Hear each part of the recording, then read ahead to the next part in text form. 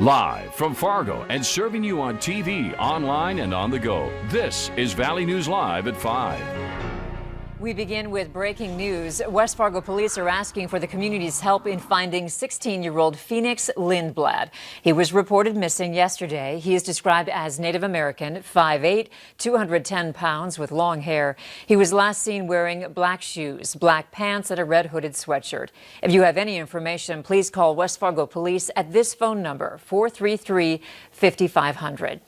Assume you are infected. That's from top health officials in Minnesota today. They say if you gathered with family over Thanksgiving, you should assume that you have COVID and get tested this week, about 5 to 10 days after your gathering.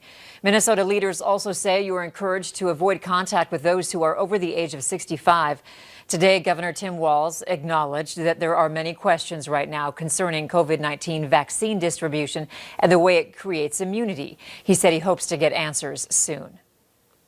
What happens during a series of shots spread out over 2 weeks for the vaccine? Are people going to get that first shot and say, woohoo, I'm out of here? And what happens during that 2 week before they get it? What's it going to look like? When do you have immunity? When do the asymptomatic stop spread? Those are all questions that we need the data and the science, and then get that out to Minnesotans. Governor Walz is also defending his latest round of shutdowns today, saying that the pandemic response in the state is informed by science and data-driven. In North Dakota today, Air Force nurses are in training across the state, including this group at Trinity Hospital in Minot. Governor Doug Burgum requested the emergency assistance 2 weeks ago. The nurses will split up into 6 hospitals in 4 cities: Fargo, Grand Forks, Bismarck, and Minot.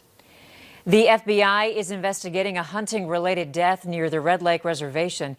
It happened Wednesday night. Authorities say 33-year-old Rain Stately of Red Bee, Minnesota, told them he saw movement, thought it was a deer, and fired a shot. When he discovered that 28-year-old Lucas Dudley of Bemidji had been shot and killed, he immediately called 911. Authorities say Dudley was not wearing proper hunting gear. We're not used to these kinds of temperatures at this time of year. Let's find out if the quiet weather continues into this evening. Summer? Yeah, Andrea, our temperatures have been above average, with many of us in the 30s and even some 40s. But this morning, we started off on the cold note. So hopefully you had a hot cup of coffee ready to go. Roseau fell to 3 degrees this morning. So did Bemidji, 5 degrees in Foston and Wadena, 4 in Park Rapids, 5 in Valley City, 7 in Grafton and Grand Forks, 10 in Fargo and Detroit Lakes. Right now, though, we're still seeing temperatures in the 20s and 30s. 31 in Fargo, 32 Grand Forks, 27 in Fergus Falls, 23 in Bemidji, and 35 in Devil's Lake. Not seeing much at all on satellite and radar tonight, just a few thin high clouds moving through. Otherwise, fairly clear, but a little bit breezy. Winds have turned southeasterly in Fargo with gusts up to around 23 miles per hour. Southerly winds in Thief River Falls, Grand Forks, and Jamestown at 14 miles per hour. Through the rest of the night in Fargo, our sunset was just a little bit ago at 4:41, and temperatures will now be falling into the 20s, but it will be warmer than we were last night. I'll have your forecast coming up and how mild will stay for the rest of the week. All right, thanks, Summer. A 21-year-old man is now in jail in connection with a fatal shooting in Beltrami County. It happened Tuesday night when the Beltrami County Sheriff's Office got a call about a man who was shot to death outside his home. On Saturday, authorities arrested 21-year-old Montana Cutbank of Duluth. He's facing several felony charges, including murder. He'll be in court tomorrow. Authorities in Polk County say no one was hurt after a fire in rural Mentor, Minnesota. Emergency crews were called out around 2:30 Saturday morning for a chimney fire. When they arrived, large flames were shooting out of the chimney and heavy smoke was pouring out of the house. 3 people inside the home got out safely. As you do your cyber shopping today, here are a few tips to stay safe. First, watch out for fake websites and phishing emails. Beware of scams. Never mail, cash, or wire money. If a deal seems too good to be true, it probably is. Also, use a credit card rather than a debit card when shopping online. That way, if your information gets stolen, the criminals can't drain your bank account. And finally, make sure to track your packages. Know when they're supposed to arrive and watch for them. On this Cyber Monday, the National Retail Federation expects e-commerce to grow 20 to 30% over last year. Americans could ship 3 billion packages between Thanksgiving and Christmas, up 800 million from 2019. Shippers were already at peak capacity due to the pandemic. Chris Van Cleve has more from a United Airlines cargo facility outside Washington. Alyssa Pettinato is starting early and doing almost all of her holiday shopping online, but worries about her gifts arriving on time. I feel like shipping this year is going to be a task, I think people are going to get backed up. Shippers like FedEx have been at peak Christmas shopping levels since March. The pandemic has packed 3 years of anticipated e-commerce growth into just 8 months. When you think about this holiday season, it really is a peak on top of a peak.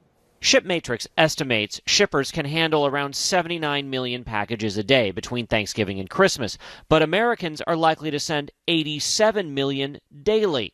That means 7 to 8 million packages each day could be delayed. People need to be prepared for their packages to be late. Some of them, yes, and they also can help by ordering in advance and not procrastinating till the final week of Christmas. And that's before shippers are also asked to deliver the coronavirus vaccine as soon as mid-December. FedEx will use its fleet of planes for the vaccine, while its ground operations handle the bulk of the gifts. The vaccine distribution is the most important thing that we are preparing to do over the next several months.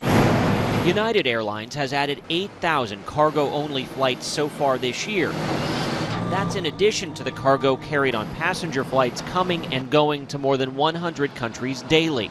This is essentially a giant refrigerator, and it's where United would put something that needs to be kept cool until it gets picked up by another shipper. This, all pharmaceuticals here, waiting for delivery. United's Kate Harbin. We recognize that this is going to be the biggest distribution challenge that the airlines and, in fact, the supply chain in general has faced in our lifetimes. Today and tomorrow are expected to be among the busiest shipping days of the holiday season. As all the online orders from the weekend and Cyber Monday get processed, shippers agree whether it's the post office, FedEx, or UPS. If you want to make sure your gifts arrive by the holidays, get them sent by December 18th. Joe Biden has announced key members of his economic team as the incoming administration transition moves forward.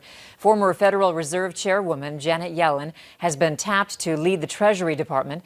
If confirmed, she will be the first woman to serve as Treasury Secretary in its more than 200-year history. Biden has also nominated Neera Tanden to serve as Director of the Office of Management and Budget. If confirmed, she will be the first woman of color to lead that department. President Trump's census case is underway in the Supreme Court today. Justices heard arguments over whether the Trump administration can send Congress a census report that excludes undocumented immigrants.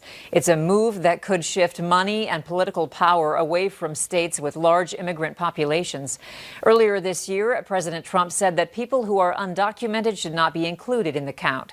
Under President Trump's plan, the Census Bureau would report 2 sets of data, one including everyone who is counted, and another allowing him to exclude undocumented immigrants.